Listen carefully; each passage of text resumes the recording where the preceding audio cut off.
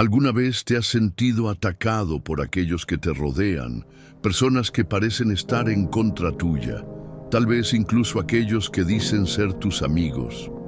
¿Te has preguntado alguna vez cómo Jesús lidió con aquellos que lo atacaban y lo perseguían? Hoy exploraremos una poderosa verdad que cambiará la forma en que ves tus propias batallas. Y si te dijera que Jesús no solo enfrentó a sus enemigos de una manera inesperada, sino que nos enseñó cómo podemos hacerlo también. No solo hablamos de enfrentamientos físicos, sino también de esas batallas espirituales, emocionales y psicológicas que todos enfrentamos. Imagina por un momento que, como Jesús, pudieras enfrentarte a tus enemigos con sabiduría y paz, sin caer en la ira o el deseo de venganza. Pero ¿cómo lo logró Jesús? Y más importante aún, ¿cómo podemos aprender a hacer lo mismo en nuestras vidas? Hoy, desvelaremos un secreto poderoso que podría cambiar la forma en que lidias con la oposición en tu vida, tal como lo hizo Jesús. Cuando consideramos cómo Jesús trató con sus enemigos, encontramos no solo un ejemplo de paciencia, sino también de sabiduría divina y acción transformadora. En este viaje aprenderemos cómo aplicar los principios de perdón, paz y justicia divina para lidiar con nuestros propios conflictos. A lo largo de este video, nos sumergiremos en pasajes bíblicos, reflexionaremos sobre las enseñanzas de Jesús y cómo esas enseñanzas pueden aplicarse hoy en tu vida. A lo largo de los próximos minutos, te invito a abrir tu corazón y dejar que el Espíritu Santo te revele cómo superar los conflictos con la misma gracia con la que Jesús lo hizo. Te prometo que lo que aprenderás aquí transformará tu perspectiva sobre el perdón y la paz. Te insto a que antes de continuar con el estudio, comentes la frase "paz en Cristo" para fortalecer tu compromiso con tu fe y con este canal. También te animo a que des me gusta y compartas este video, ya que al hacerlo, estarás permitiendo que más personas reciban este mensaje de esperanza. Al hacer esto, no solo estás difundiendo la palabra de Dios, sino también ayudando a que más personas descubran cómo lidiar con los desafíos de la vida a través de los principios bíblicos. Así que, si estás listo para descubrir cómo Jesús lidió con sus enemigos, quédate conmigo en este estudio y juntos exploraremos lo que el Espíritu Santo tiene para nosotros hoy. Vamos a comenzar. Cuando pensamos en los enemigos de Jesús, no solo los imaginamos como los soldados romanos que lo arrestaron o los fariseos que lo acusaron, sino también como aquellos que estaban más cerca de él, como uno de sus propios discípulos. Sin embargo, lo que más destaca en la vida de Jesús es cómo él manejó el odio y la oposición sin dejarse dominar por ellos. En Mateo 5:44, Jesús nos dice claramente: "Pero yo os digo, amad a vuestros enemigos y orad por los que os persiguen". Esta declaración no es una simple sugerencia, sino un mandato profundo que nos desafía a reaccionar de una manera completamente opuesta a nuestras emociones naturales. Jesús nos enseña que, en lugar de odiar, debemos orar por aquellos que nos hacen daño. ¿Por qué? La razón es que el odio y la venganza no nos llevan a la paz ni a la resolución. En cambio, el amor y la oración abren la puerta a la reconciliación y la sanidad. Jesús no solo predicó esto, sino que lo vivió. Durante su crucifixión, en el momento de mayor dolor y sufrimiento, dijo: "Padre, perdónalos, porque no saben lo que hacen". Lucas 23:34. Este acto de perdón en medio de una gran injusticia es un ejemplo poderoso de cómo debemos reaccionar ante la oposición. Al igual que Jesús, cuando enfrentamos la hostilidad, tenemos la opción de responder con paz, amor y perdón, en lugar de caer en el ciclo del odio. La verdadera fuerza no radica en la capacidad de defenderse o vengarse, sino en la capacidad de perdonar y amar a aquellos que nos hacen daño. Este principio no solo trae sanidad a nuestras relaciones con los demás, sino que también nos libera del peso del rencor y la amargura. Es importante entender que el amor hacia nuestros enemigos no es un amor pasivo o débil, sino un amor activo y valiente. Es una decisión consciente de responder con compasión, a pesar de la injusticia, sabiendo que este acto refleja el carácter de Cristo en nosotros. Cuando amamos a nuestros enemigos, estamos mostrando la gloria de Dios y participamos en la misión de reconciliación divina. Al aplicar este principio en nuestras vidas, nos enfrentamos a un reto significativo, ya que nuestro corazón tiende a la venganza. Sin embargo, Jesús nos muestra que la verdadera fuerza está en entregar el juicio a Dios. En Romanos 12:19, el apóstol Pablo nos exhorta: «No os venguéis vosotros mismos, amados míos, sino dejad lugar a la ira de Dios, porque escrito está: Mía es la venganza, yo daré el pago, dice el Señor». Esta es una invitación a confiar en la justicia de Dios, sabiendo que Él es el único justo juez. A lo largo de la vida de Jesús, vemos que Él nunca actuó movido por el odio, sino por el amor y la obediencia a la voluntad del Padre. Cuando respondemos de la misma manera, estamos reflejando el amor incondicional de Dios, un amor que no tiene fronteras y que busca restaurar incluso a los que nos hacen mal. En vez de pelear contra nuestros enemigos, podemos elegir orar por ellos, buscando que sus corazones sean transformados por la gracia de Dios. En este punto, te invito a reflexionar. ¿Cómo puedes aplicar este principio en tu vida diaria? Hay personas que te han hecho daño, pero a quienes aún puedes perdonar y orar por su transformación. Recuerda que, a través de la oración por nuestros enemigos, no solo estamos cambiando sus corazones, sino también el nuestro. Jesús nos enseñó que este tipo de amor no solo es un mandato, sino una llamada a vivir en la libertad que trae el perdón. A lo largo de su vida, Jesús fue objeto de muchas acusaciones falsas. Los líderes religiosos, incapaces de soportar su mensaje de amor y verdad, lo calumniaron y lo acusaron de blasfemia, incluso cuando él no había hecho nada malo. Sin embargo, lo impresionante es que Jesús nunca se defendió de las acusaciones de la misma manera en que lo haríamos nosotros. En lugar de responder con rabia o desmentir los rumores, Él usó la sabiduría divina para enfrentar esas situaciones. En Mateo 26, 59, 60, vemos un claro ejemplo de cómo los líderes religiosos trataron de acusar a Jesús con mentiras. Se dice que los principales sacerdotes y todo el concilio buscaban falso testimonio contra Jesús para entregarle a la muerte. Pero no encontraron nada. Aquí, Jesús es acusado injustamente, pero su respuesta es silencio. ¿Por qué permaneció en silencio? El silencio de Jesús no fue una señal de debilidad, sino de sabiduría. Él entendía que la lucha no era contra las personas, sino contra las fuerzas espirituales que trataban de socavar su misión. Jesús sabía que su propósito iba más allá de lo que podían ver los hombres, y que cualquier defensa humana no habría cambiado los corazones de aquellos que ya estaban decididos a rechazarlo.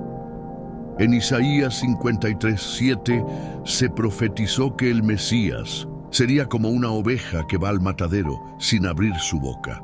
Angustiado él y afligido no abrió su boca, como cordero fue llevado al matadero. Jesús mostró en este versículo una verdad profunda. La sabiduría divina no siempre se defiende, sino que confía en que la justicia de Dios prevalecerá a su debido tiempo. En nuestras vidas es natural querer defendernos cuando somos malinterpretados o atacados injustamente. Sin embargo, el ejemplo de Jesús nos invita a considerar la posibilidad de que a veces el silencio y la paciencia son la mejor respuesta.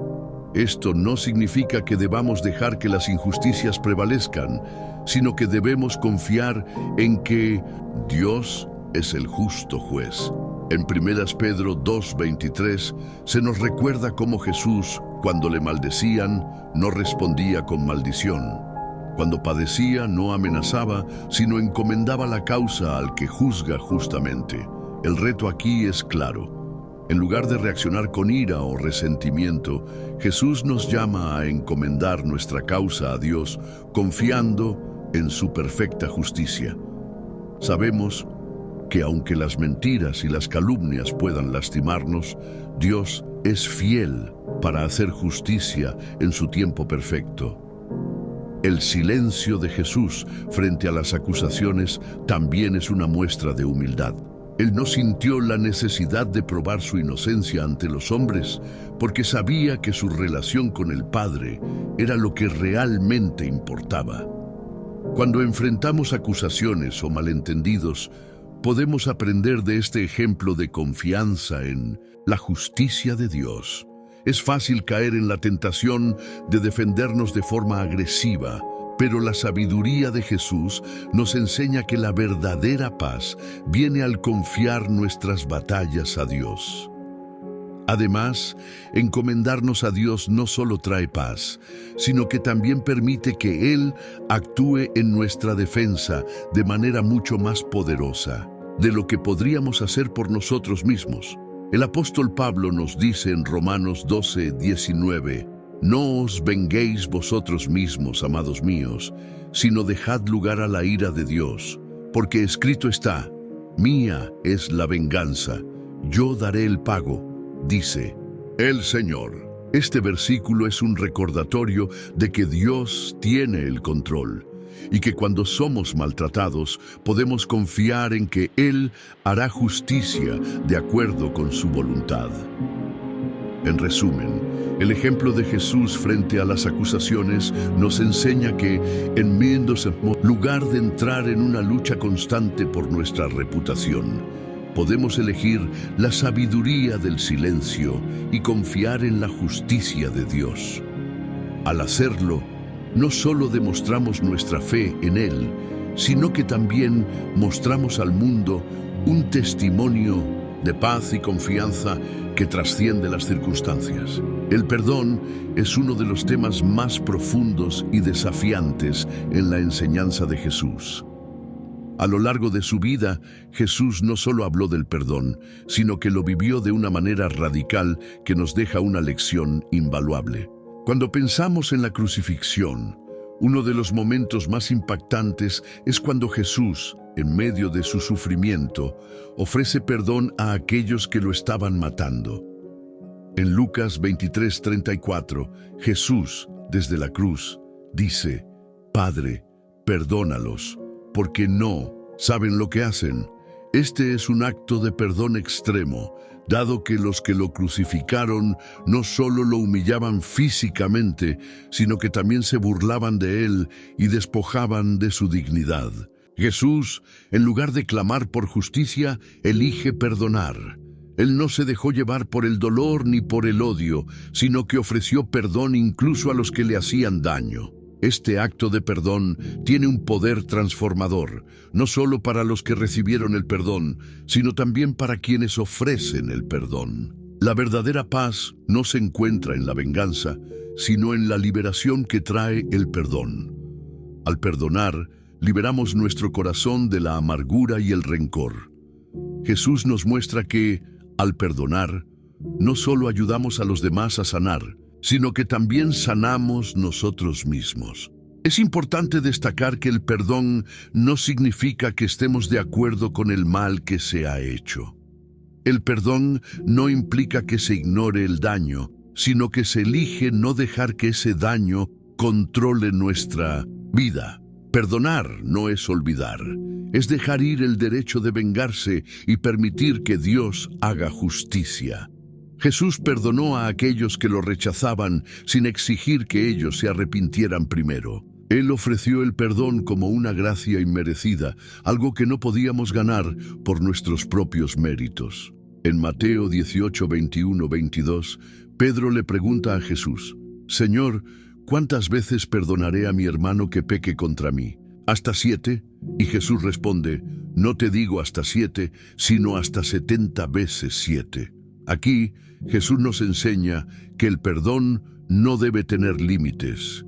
Debemos perdonar tantas veces como sea necesario, porque el perdón refleja el corazón de Dios, que nos perdona constantemente. El perdón de Jesús también nos desafía a perdonar a aquellos que nos han hecho daño profundamente, incluso cuando el sufrimiento parece insuperable. Es fácil perdonar a aquellos que se arrepienten, pero Jesús nos enseña a perdonar incluso cuando no hay arrepentimiento. Esto refleja el amor incondicional de Dios, que nos amó mientras éramos pecadores. Como se menciona en Romanos 5:8, pero Dios muestra su amor para con nosotros, en que siendo aún pecadores, Cristo murió por nosotros. Perdonar a nuestros enemigos es un acto de obediencia a Dios, pero también es un acto de liberación personal. El rencor y el odio son cadenas que nos atan al pasado, pero el perdón nos permite avanzar y caminar en la paz de Dios. Cuando perdonamos, dejamos el juicio en manos de Dios y renunciamos al control que el odio tiene sobre nuestra vida.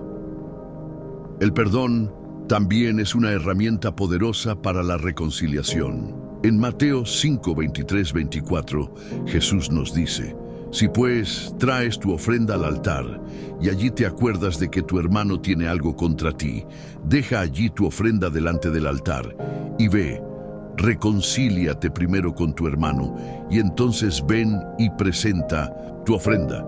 Esto nos enseña que el perdón es vital para la restauración de nuestras relaciones con Dios y con los demás. No podemos vivir en paz con Dios si no estamos dispuestos a perdonar a los que nos han ofendido. A lo largo de su vida, Jesús mostró que el perdón no es solo una acción, sino una actitud que debe ser cultivada en el corazón.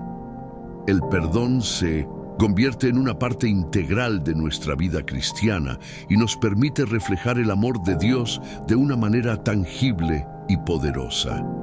Cuando seguimos el ejemplo de Jesús, encontramos una libertad que solo el perdón puede traer. La libertad del rencor, de la ira y del deseo de venganza. Este es un desafío para todos nosotros. ¿Hay alguien a quien debas perdonar hoy? Jesús nos invita a seguir su ejemplo de perdón, no solo para que nuestras relaciones se sanen, sino para que nuestra relación con Él se profundice. La resurrección de Jesús es, sin duda, el evento más trascendental de la historia cristiana. A través de su muerte y resurrección, Jesús demostró su victoria sobre el pecado, la muerte y todo el mal que afecta al mundo. Sin embargo, esta victoria no fue solo un hecho histórico, sino un mensaje poderoso para todos aquellos que le siguen. ¿Qué significa la resurrección para nosotros hoy y cómo debemos vivir a la luz de este evento tan significativo? En Mateo 28, 5, 6, los ángeles anuncian a las mujeres que visitaron la tumba de Jesús: no temáis, sé que buscáis a Jesús, el que fue crucificado. No está aquí, porque ha resucitado, como dijo. La resurrección no fue un acto aislado, sino el cumplimiento de las promesas de Jesús. Él había hablado de su resurrección en varias ocasiones durante su ministerio, y su victoria sobre la muerte confirmó su divinidad y su autoridad sobre todas las cosas. Para nosotros, la resurrección de Jesús es mucho más que un evento histórico. Es un símbolo de esperanza. Porque Jesús vive, nosotros también viviremos. Este es el poder de la resurrección, que no solo afecta a la vida de Jesús, sino que afecta a cada creyente que pone su fe en Él. En 1 Corintios 15, 20, 22, Pablo dice: Pero ahora Cristo ha resucitado de los muertos, primicias de los que durmieron es hecho. Porque por cuanto la muerte entró por un hombre, también por un hombre la resurrección de los muertos. Porque así como en Adán todos mueren, también en Cristo todos serán vivificados. La resurrección de Jesús es el fundamento de nuestra fe cristiana, y a través de su resurrección recibimos el poder de una nueva vida. Esto no solo habla de la vida eterna, sino también de la transformación radical que puede ocurrir en nuestras vidas ahora. Jesús no solo venció la muerte, sino que también venció el pecado, y nos invita a vivir en esta victoria a través del poder del Espíritu Santo. El apóstol Pablo nos dice en Romanos 6:4, porque somos sepultados juntamente con Él para muerte, por el bautismo, a fin de que, como Cristo resucitó de los muertos por la gloria del Padre, así también nosotros andemos en vida nueva. La resurrección nos invita a una vida nueva, libre de la esclavitud del pecado y llena del poder del Espíritu Santo. Este es un recordatorio de que no estamos destinados a vivir en la derrota, sino en la victoria que Cristo ganó para nosotros. La resurrección también tiene implicaciones profundas en cómo debemos enfrentar nuestras propias luchas. En nuestras batallas diarias, ya sea con el pecado, el sufrimiento o la adversidad, podemos recordar que, como Cristo resucitó, nosotros también podemos superar cualquier dificultad con su ayuda. La resurrección no solo nos da la esperanza de la vida eterna, sino que también nos da la fuerza para enfrentar la vida cotidiana con fe, esperanza y valentía. El poder de la resurrección se encuentra en cada uno de nosotros cuando aceptamos a Jesús como nuestro Salvador y permitimos que su Espíritu habite en nosotros. La resurrección nos llama a vivir como personas renovadas, con un propósito claro de seguir a Cristo, de reflejar su amor y su poder en el mundo. No estamos llamados a vivir como si estuviéramos derrotados, sino como testigos de la victoria de Cristo sobre todo mal. La resurrección también trae consigo una promesa de justicia divina. En Apocalipsis 21:4 vemos cómo Dios promete que en el futuro, enjugando toda lágrima de los ojos de ellos, y no habrá más muerte, ni habrá más llanto, ni clamor, ni dolor, porque las primeras cosas pasaron. Esta es la esperanza que tenemos. La resurrección de Jesús asegura que Dios restaurará todas las cosas y que, al final, la victoria será completa sobre todo mal, injusticia y sufrimiento. En cada aspecto de nuestra vida, la resurrección de Jesús nos da poder y propósito. Nos recuerda que, aunque enfrentemos dificultades, estamos llamados a vivir con la esperanza de que al final el mal será vencido y la vida eterna con Dios será nuestra recompensa. Uno de los mayores regalos que Jesús nos dio a través de su muerte y resurrección es la reconciliación con el Padre. Antes de su sacrificio, la humanidad vivía separada de Dios debido al pecado. Sin embargo, Jesús vino a esta tierra para restaurar esa relación rota y abrirnos el camino a la reconciliación con el Creador. En 2 Corintios 5, 18, 19, Pablo explica: y todo esto proviene de Dios, quien nos reconcilió consigo mismo por Cristo, y nos dio el ministerio de la reconciliación. Porque Dios estaba en Cristo, reconciliando consigo al mundo, no tomándoles en cuenta a los hombres sus transgresiones, y nos encargó a nosotros la palabra de la reconciliación. La reconciliación es el corazón del mensaje cristiano. A través de Cristo, Dios ha restaurado la relación con la humanidad. Cuando Jesús murió en la cruz, no solo pagó el precio de nuestros pecados, sino que también rompió el muro de separación que existía entre Dios y los seres humanos. En Efesios 2:14, Se nos dice que Él es nuestra paz, que de ambos pueblos hizo uno, derribando la pared intermedia de separación. A través de su sacrificio, el acceso a Dios fue restaurado para todos los que creen en Él. Esta reconciliación no es solo un evento que ocurrió en el pasado, es una realidad presente para todo creyente. A través de Cristo, podemos acercarnos a Dios con confianza y libertad. La reconciliación no solo nos trae una relación restaurada con Dios, sino que también nos permite vivir en paz con los demás. En Colosenses 1:20 vemos que Jesús, al reconciliar todas las cosas consigo mismo, también trajo paz a nuestras vidas, y por medio de Él reconciliar consigo todas las cosas, así las que están en la tierra como las que están en los cielos, haciendo la paz mediante la sangre de su cruz. La reconciliación con Dios es la piedra angular de la vida cristiana. Significa que ya no estamos bajo condena, sino que estamos bajo la gracia de Dios, libres para vivir en la luz de su amor. Jesús vino a restaurar lo que se había perdido en el jardín del Edén, y ahora, a través de Él, podemos tener comunión con el Padre. Este acceso nos invita a vivir en una relación íntima con Dios, hablándole, adorándole y experimentando su presencia. Es importante entender que, aunque la reconciliación con Dios es un regalo, también requiere nuestra respuesta. Jesús nos llama a recibir su perdón con un corazón arrepentido. En 1 Juan 1:9 se nos asegura que si confesamos nuestros pecados, Él es fiel y justo para perdonar nuestros pecados y limpiarnos de toda maldad. La reconciliación con Dios no es solo un acto de misericordia de su parte, sino que también requiere que nosotros nos volvamos hacia Él con un corazón sincero. Además de la reconciliación con Dios, Jesús también nos enseña la importancia de reconciliarnos con nuestros hermanos. En Mateo 5:23-24, Jesús nos dice: Por tanto, si traes tu ofrenda al altar y allí te acuerdas de que tu hermano tiene algo contra ti, deja allí tu ofrenda delante del altar y ve primero a reconciliarte con tu hermano, y entonces ven y presenta tu ofrenda.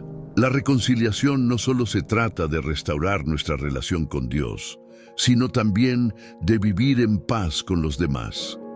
Jesús modeló la reconciliación de una manera tan profunda que incluso en los momentos más difíciles, cuando era injustamente arrestado y condenado, su corazón seguía buscando la reconciliación con la humanidad. Él no vino a condenar, sino a salvar, y nos dejó un ejemplo de amor y perdón que debemos seguir. La reconciliación también trae consigo sanidad. Cuando estamos en paz con Dios y con los demás, nuestra vida experimenta una sanidad profunda, tanto espiritual como emocional. El pecado, el rencor y la separación solo traen angustia, pero cuando vivimos en reconciliación, encontramos paz, libertad y gozo. La invitación hoy es clara.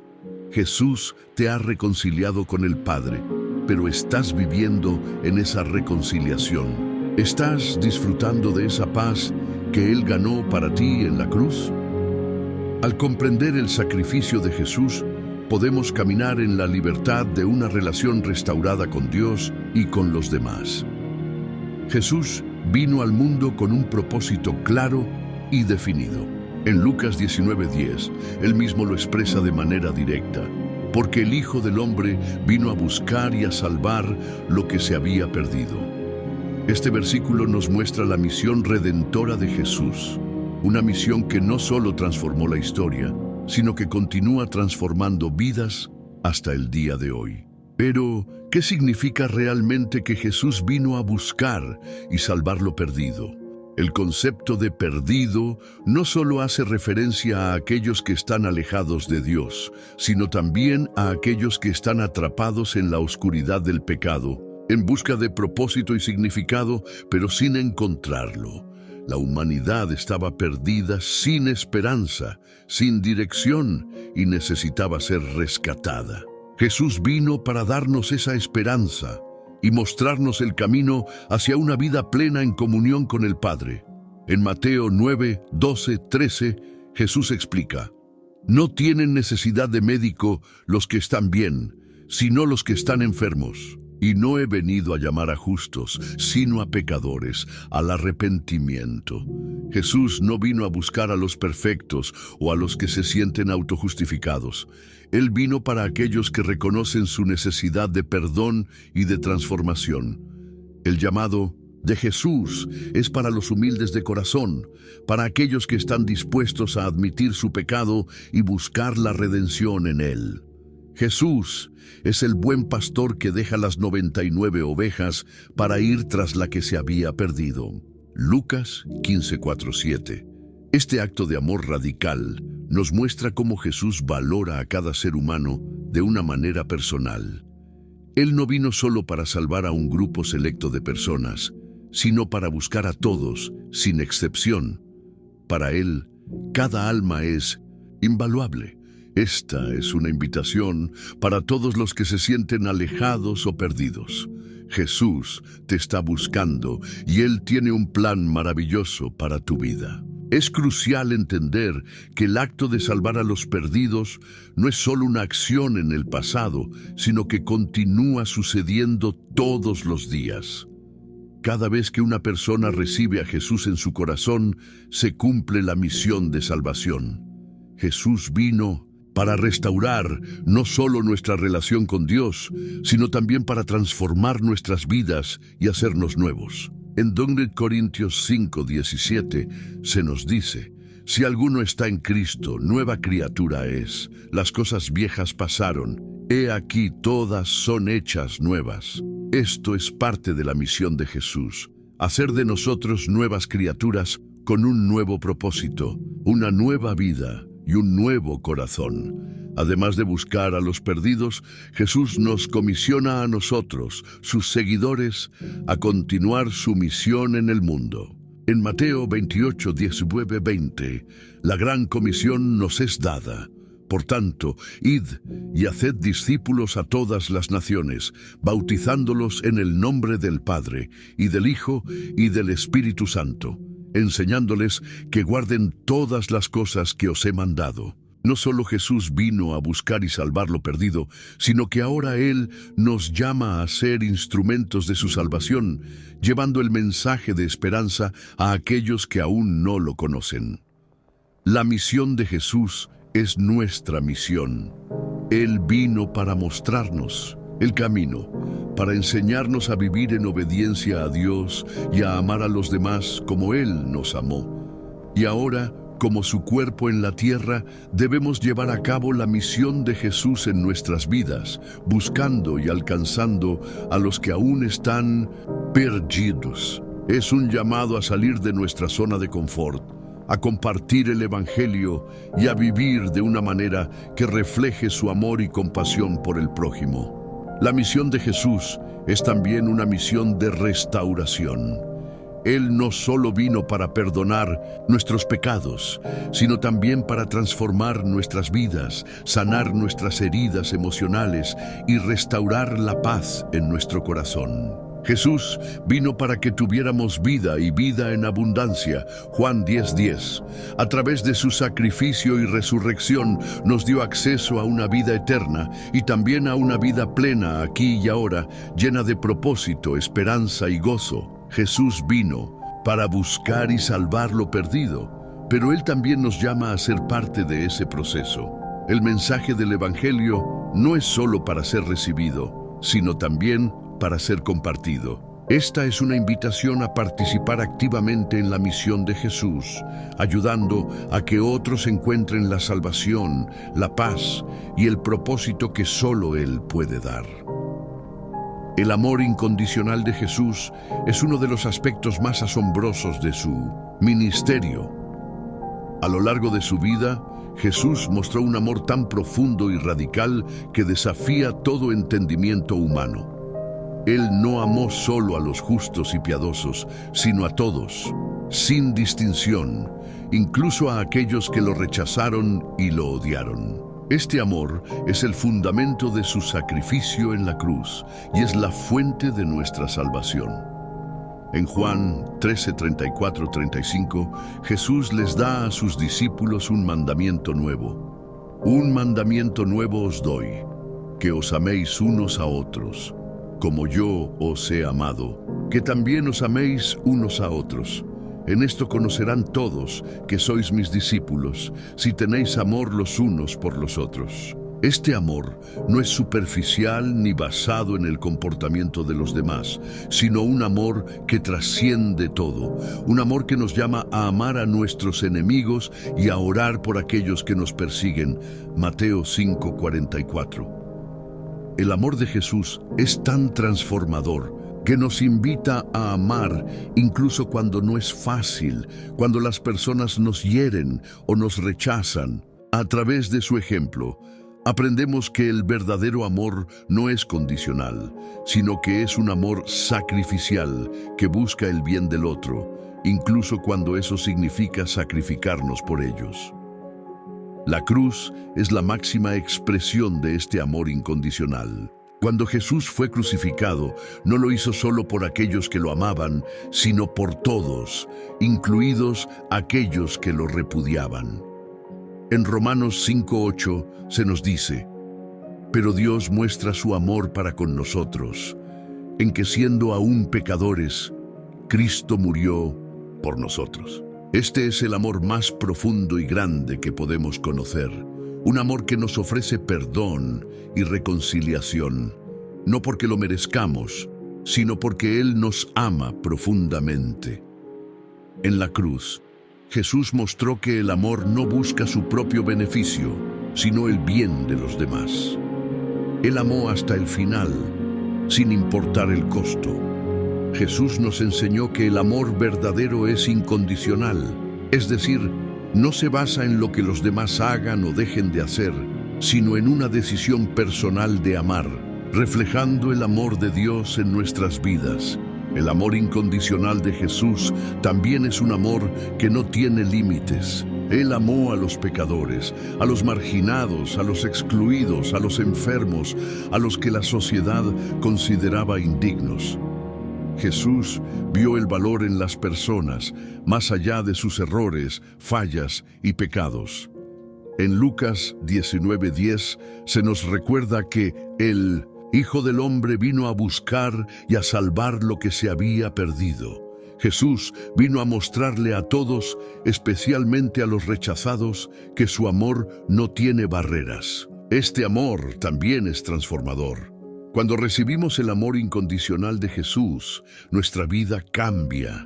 Ya no vivimos bajo la condena del pecado ni bajo el peso de la culpa y la vergüenza. Somos amados tal como somos, y este amor nos permite amarnos a nosotros mismos y a los demás de manera auténtica. En 1 Juan 4:19 se nos dice: nosotros le amamos a Él porque Él nos amó primero. El amor de Dios nos capacita para amar, porque nos llena de su amor. Además, este amor no es solo una emoción o un sentimiento, es una acción práctica. Jesús nos mostró cómo amar no solo en palabras, sino en hechos. Él tocó a los leprosos, sanó a los enfermos, alimentó a los hambrientos y perdonó a los pecadores. Nos enseñó que el amor verdadero siempre está dispuesto a hacer algo por el otro, a sacrificarse, a servir y a buscar el bienestar del prójimo. El amor incondicional de Jesús también nos llama a ser testigos de ese mismo amor en el mundo. Jesús nos manda a amarnos unos a otros y nos da la capacidad de amar a aquellos que nos rodean, sin importar sus circunstancias, su comportamiento o su historia. El amor cristiano no es selectivo ni discriminatorio. Es un amor que abarca a todos, especialmente a los que más lo necesitan. El reto es grande. ¿Estamos dispuestos a amar como Jesús nos amó? A veces, amar incondicionalmente puede ser difícil, especialmente cuando sentimos que otros no merecen nuestro amor. Pero el ejemplo de Jesús nos recuerda que su amor no depende de nuestra valía, sino de su gracia. Él nos amó aún cuando no lo merecíamos, y ese mismo amor nos capacita a amar a otros con la misma profundidad y compasión. El amor de Jesús no solo nos cambia a nosotros, sino que transforma el mundo. Cuando vivimos el amor incondicional que Él nos enseñó, podemos hacer una diferencia real en la vida de los demás. El amor de Jesús es el motor que impulsa la misión cristiana, y ese amor sigue tocando corazones, cambiando vidas y trayendo esperanza a un mundo necesitado.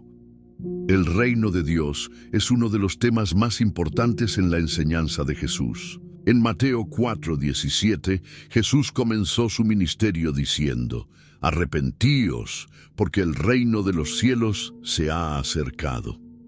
Desde el principio, Él nos habló de un reino que no es de este mundo, un reino que es completamente diferente a lo que conocemos en la tierra.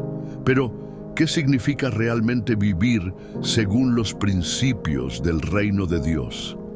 El reino de Dios no es un reino físico o terrenal, sino un reino espiritual que se manifiesta en los corazones de aquellos que siguen a Cristo.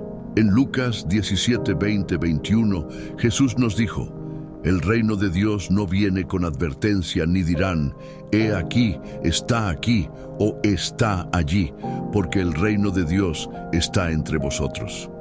Este versículo nos enseña que el reino de Dios no es algo que simplemente veremos en el futuro, sino algo que podemos experimentar ahora.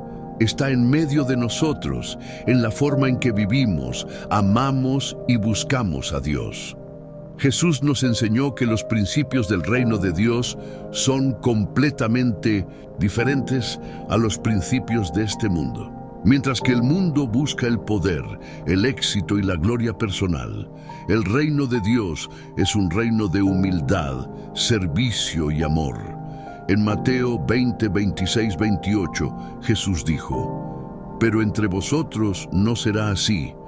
Antes, el que quiera hacerse grande entre vosotros será vuestro servidor, y el que quiera ser el primero entre vosotros será vuestro siervo». Aquí, Jesús nos muestra que la grandeza en el reino de Dios se mide por el servicio a los demás, no por el poder o la posición. Uno de los principios fundamentales del reino de Dios es la justicia y la paz. En Mateo 5:6, Jesús dijo: «Bienaventurados los que tienen hambre y sed de justicia, porque ellos serán saciados». En el reino de Dios, la justicia no es solo una cuestión legal, sino un principio que trae paz y restauración. Jesús vino a traer una justicia que sana, que restaura relaciones y que busca el bienestar de todos. Esta justicia no es opresiva, sino liberadora, y nos llama a vivir de manera justa, buscando la paz y la equidad en nuestras relaciones y en la sociedad. Otro principio del reino de Dios es la abundancia espiritual. En Juan 10:10, Jesús nos dice: «Yo he venido para que tengan vida y para que la tengan en abundancia». El reino de Dios no solo se trata de una vida eterna en el futuro, sino también de una vida abundante aquí y ahora. El reino de Dios ofrece una vida llena de propósito, paz y alegría, y nos invita a vivir en plenitud, buscando las cosas celestiales más que las terrenales. Este reino es una invitación a vivir en la abundancia del amor de Dios, a disfrutar de la vida en Cristo y a experimentar la paz que solo Él puede ofrecer. El reino de Dios también está basado en la gracia y el perdón. En Mateo 18:21-22, Jesús nos enseña sobre el perdón. Entonces Pedro se le acercó y le dijo: «Señor, ¿cuántas veces perdonaré a mi hermano que pegue contra mí? ¿Hasta 7? Jesús le dijo: «No te digo hasta 7, sino hasta 70 veces 7». En el reino de Dios, el perdón es una característica fundamental. Jesús vino a enseñarnos que para vivir en su reino Debemos perdonar como Él nos ha perdonado. El perdón es un principio liberador que rompe las cadenas del resentimiento y la amargura y nos permite vivir en libertad. Este reino, aunque está presente en la vida de los creyentes, también tiene una dimensión futura. En Apocalipsis 21:1-4 se nos da una visión de la plenitud del reino de Dios en el futuro. Vi un cielo nuevo y una tierra nueva, y oí una gran voz del cielo que decía: He aquí el tabernáculo de Dios con los hombres, y Él morará con ellos, y ellos serán su pueblo, y Dios mismo estará con ellos como su Dios. Enjugará Dios toda lágrima de los ojos de ellos, y ya no habrá muerte, ni habrá más llanto, ni clamor, ni dolor. Esta es la esperanza final para todos los que somos parte del reino de Dios, la restauración total, la paz y la presencia eterna de Dios. Vivimos con la esperanza de que, aunque el reino de Dios está presente en el corazón de los creyentes, ahora un día se manifestará en su totalidad, trayendo consigo un mundo sin maldad, sin sufrimiento y sin dolor. Mientras tanto, somos llamados a vivir de acuerdo con los principios del reino, a buscar la justicia, a vivir en paz, a servir a los demás, a practicar el perdón y a extender el amor incondicional de Cristo a todos los que nos rodean. Vivir según los principios del reino de Dios significa que nos alineamos con los valores del cielo, no con los del mundo. Nos llama a ser testigos de la verdad, a vivir con integridad y a ser agentes de transformación en la tierra. Este es un reino donde el amor y la paz prevalecen y donde la esperanza se renueva cada día. Al ser ciudadanos del reino, somos llamados a reflejar esos principios de justicia, amor y paz en cada aspecto de nuestra vida. Al llegar al final de este estudio, nos encontramos con la pregunta fundamental: ¿cómo vivir en el reino de Dios aquí y ahora?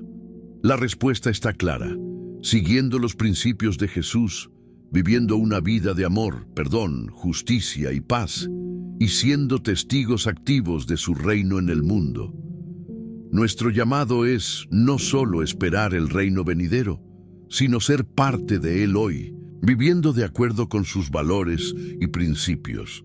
Es importante recordar que vivir en el reino de Dios no es algo que se limita solo al futuro.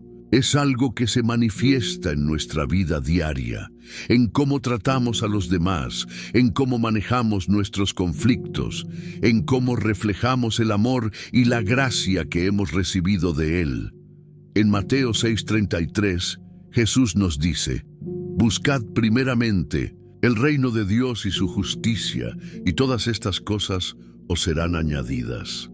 Este versículo nos invita a poner al reino de Dios como nuestra prioridad absoluta. Vivir de acuerdo con los principios del reino no solo transforma nuestras vidas, sino que transforma el mundo que nos rodea. Al vivir en el reino de Dios, estamos llamados a ser luz en la oscuridad, como lo dice Mateo 5:14. Vosotros sois la luz del mundo. Una ciudad asentada sobre un monte no se puede esconder. Nuestro testimonio y nuestras acciones deben reflejar el amor de Cristo, y al hacerlo, estamos extendiendo la invitación del reino de Dios a todos los que nos rodean.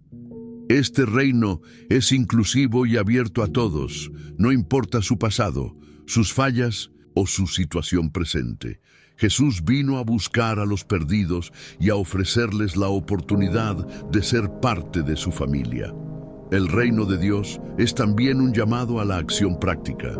En Lucas 10:25-37, Jesús nos cuenta la parábola del buen samaritano, que nos enseña que vivir el reino de Dios significa actuar con compasión hacia los demás, especialmente hacia aquellos que están en necesidad. No es suficiente con decir que pertenecemos al reino de Dios.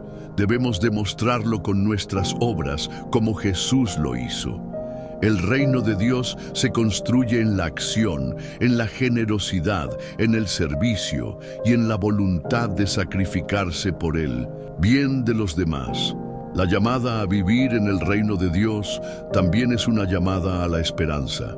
Aunque vivimos en un mundo lleno de dificultades, conflictos y sufrimiento, sabemos que el reino de Dios nos ofrece una esperanza que va más allá de las circunstancias actuales. En Romanos 8:18, Pablo nos recuerda: pues tengo por cierto que las aflicciones del tiempo presente no son comparables con la gloria venidera que en nosotros ha de ser revelada. Nuestra esperanza no está puesta en las cosas temporales de este mundo, sino en la promesa de la plenitud del reino de Dios, donde no habrá más sufrimiento, ni dolor, ni muerte. Este es un momento para reflexionar sobre cómo estamos viviendo en este reino. ¿Estamos reflejando los valores de Dios en nuestra vida diaria? ¿Estamos buscando la justicia, la paz y el perdón en nuestras relaciones? ¿Estamos siendo luz en un mundo que necesita desesperadamente la luz de Cristo? El reino de Dios no es solo un lugar al que vamos, sino una forma de vida que debemos vivir desde ahora. Es fundamental que como creyentes no solo vivamos esperando el futuro reino de Dios, sino que trabajemos activamente para hacer que ese reino se manifieste aquí en la tierra. En Mateo 6:10, en la oración que Jesús nos enseñó, pedimos: venga tu reino, sea hecha tu voluntad, así en la tierra como en el cielo. Esta es nuestra misión: hacer que el reino de Dios sea una realidad en la tierra, trayendo su justicia, su paz, su amor y su gracia a todos los rincones del mundo. Hoy te invito a tomar una decisión. ¿Vas a vivir como un ciudadano del reino de Dios? ¿Vas a ser parte de la transformación que Él quiere hacer en este mundo? La respuesta está en tus manos, en cómo decides vivir, cómo decides amar y servir a los demás, cómo decides llevar el mensaje de esperanza y salvación que Jesús vino a traer. El reino de Dios está en tus manos. Por último, quiero agradecerte por llegar hasta el final de este video. Es un testimonio de tu compromiso con tu fe y tu deseo de vivir de acuerdo con los principios del reino de Dios. Espero que este estudio haya sido de bendición para ti y que te haya inspirado a seguir viviendo y creciendo en el amor y la verdad de Dios. Te animo a comentar amén abajo si has decidido vivir plenamente como ciudadano del reino de Dios. Y si este video ha tocado tu corazón, no olvides darle me gusta y compartirlo con otros para que más personas puedan conocer y vivir el reino de Dios. Que Dios te bendiga y nos vemos en el próximo video, donde continuaremos explorando su palabra y cómo vivirla en nuestra vida diaria.